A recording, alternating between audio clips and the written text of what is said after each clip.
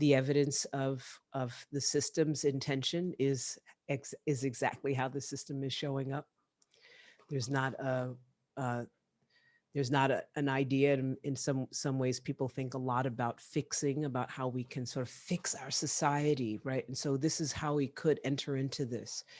There's a challenge, there's a problem with our society. Things have gone wrong, other than they're intended. And so if we become embodied, then maybe we can do something about it. And really, it's quite the opposite, which is our society is working exactly as it was designed.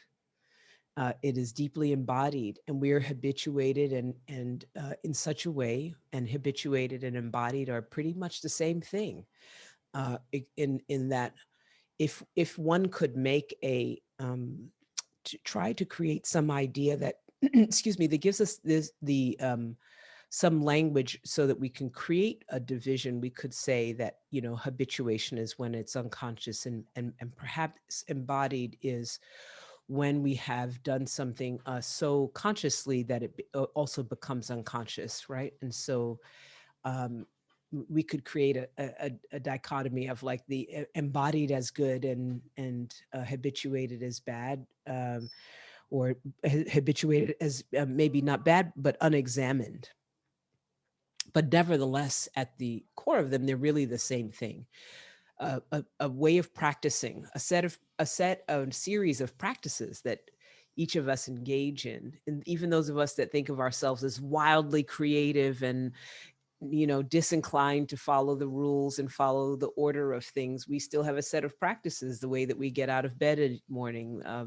So many studies will show that if you watch people carefully, they'll brush their teeth in pretty much the exact same way every single day. The way that we hold our cup, the way that we use our voice, maybe getting to more specifically about the body, the way that we are shaped by our conditions and reality, such that it shapes the way that the contours of our face. It shapes the way that we use our mouth. It shapes the way that we inhabit our body, whether we tend to sit with our shoulders back, or if we sit with our shoulders with an impulse to roll them forward slightly, whether we hold our body in a way that communicates our presence, or whether we hold our body in a way that communicates our desire to not be seen, whether that desire is conscious to us or not conscious. So the fact is that we all have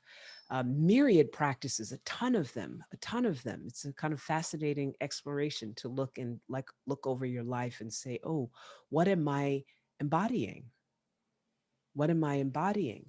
What you're embodying are your practices. That's actually what you're embodying.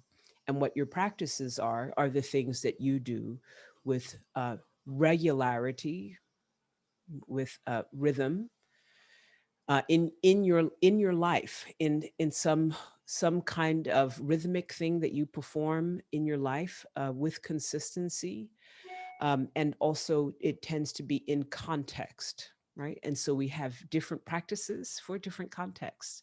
We have the practices of how we express ourselves and shape ourselves and orient everything from our voice to how we carry our bodies and our bellies, and our use our voice, use the command of our bodies, use the the way that we hold our buttocks, even whether we're having a conversation with our partners, our bosses, or our children, right? And so we have micro performances, right? Micro practices that have to do with what context we are in.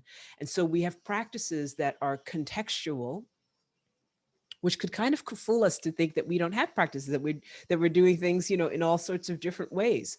But they are context specific, and we shift according to the context, so that it carries out that sometimes, which is a good thing, that we're very powerful in certain circumstances and we lose our voices in others.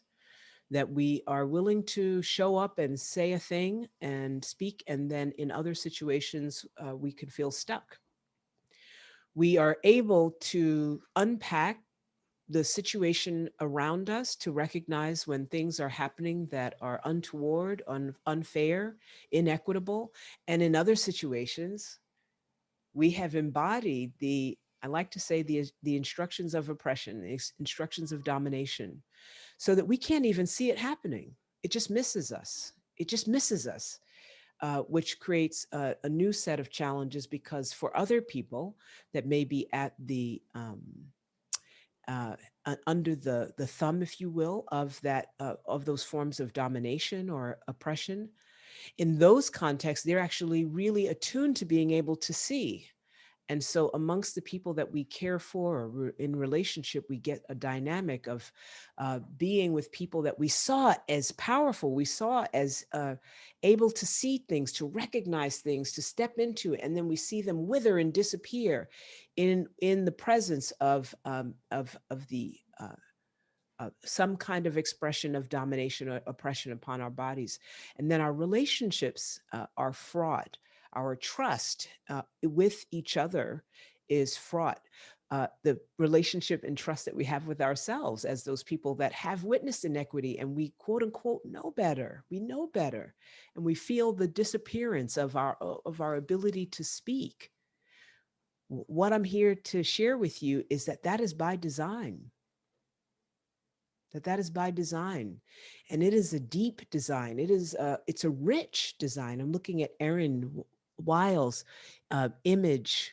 You can look around and find image in that beautiful, intricate image.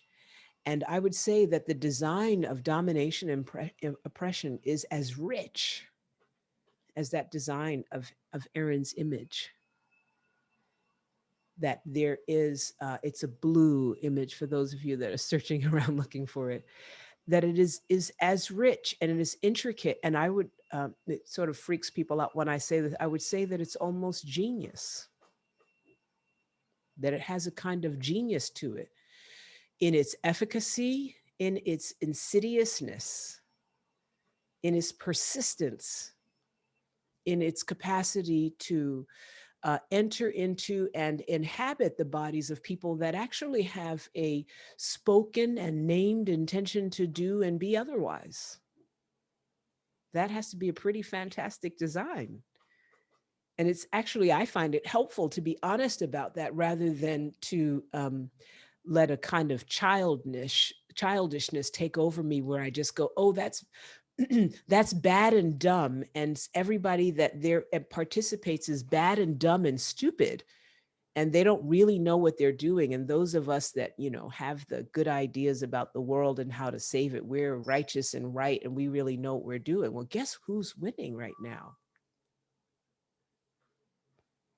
For a long time, for a long time. And when I say genius, one of the holy grails of scientific, of science, I would say not just science, wizardry, um, the human endeavor, the endeavor of humanity, the holy grail of spirituality, of wizardry, of science, of all sorts of means of scientific, of human exploration. The holy grail is unlimited energy. Would people agree with that? The unlimited energy. And in science, they might call that, like, that you put some energy in and then it continues, and it continues without having to have more energy put into it. That's the holy grail across, whether people are, whether you're like into Western science, or you're into the spiritual science of how to stay alive and vital. It's the same thing.